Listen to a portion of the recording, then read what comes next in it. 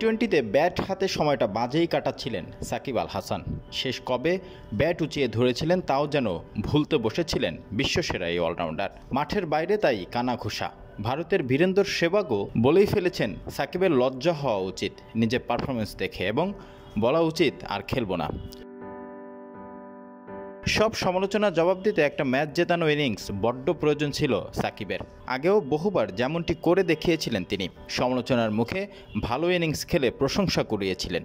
নেদারল্যান্ডসের বিপক্ষেও সেটা আরও একবার করে দেখালেন দেশের ক্রিকেট ইতিহাসের সর্বশ্রেষ্ঠ এই খেলোয়াড়। ৪৬ বলে অপরাজিত ৬৪ রানের ইনিংস খেলে দলকে জিতিয়েছেন দেশের ক্রিকেটের এই পোস্টার বয়। এমন ইনিংস খেলে কাউকে কি জবাব দিতে চেয়েছেন সাকিব? তিনি অবশ্য এমন কথা হেসেই উড়িয়ে দিয়েছেন।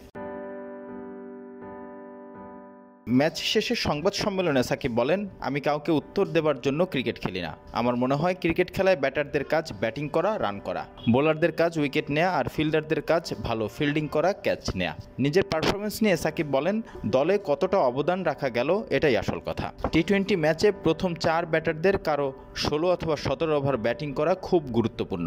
আজ আমি তা করতে পেরেছি বলে খুব খুশি। সুপার 8-এর লড়াইয়ে এগিয়ে যেতে ডাচদের হারাতে হতো বাংলাদেশকে। 25 রানের জয় সেটাই করে ফেলেছেন টাইগাররা। এখন গ্রুপের শেষ ম্যাচ জিতলেই বাংলাদেশ পা রাখবে সুপার 8-এ। হারলেও অবশ্য সুযোগ থাকবে বাংলাদেশের সামনে। তবে সেক্ষেত্রে ফের সমীকরণের জটিলতায় পড়তে হবে টাইগার বাহিনীকে। তাই নেপালের বিপক্ষে জয়টা প্রত্যাশা করছে শান্ত সাকিবরা, যে ম্যাচটি মাঠে গড়াবে আগামী 17 জুন। রিপন হোসাইন, ঢাকা মেইল।